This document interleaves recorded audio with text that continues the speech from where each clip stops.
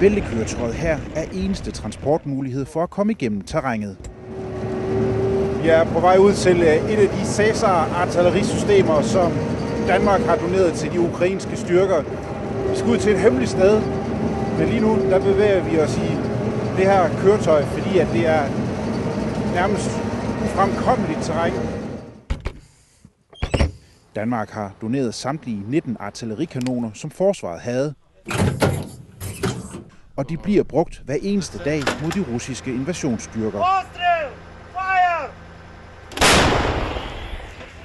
Its aim is very clear and precise, so we are working on this front and we are shooting over the front line. Artillerigranaterne har en rækkevidde på op mod 40 km, og de bliver styret via et navigationssystem. Commander receiving the coordinates from the center, and then he provides it to me. I provide it to the computer. We're setting up the cannon, we're shooting. My place is the second computer there. This cabin is a capsule, so it's a little bunker. The radio station is here.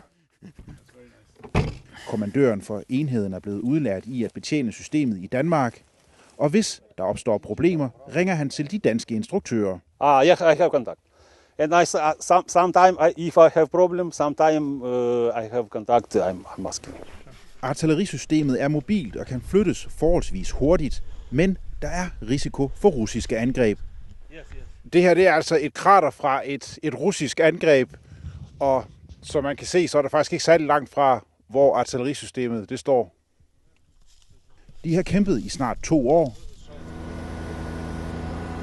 Takket være støtten fra Danmark og andre lande holder de stadig stand. Your people, your government, your premier minister, from all Ukraine, from my family, from my team, from all army. Mange tak. Med danske øjne er en donation på 19 artillerikanoner meget, men der er brug for meget mere af den slags i Ukraine. Lige nu er det nemlig russerne, som har momentum på slagmarken. Give in more. Give in fast. You need it. I need.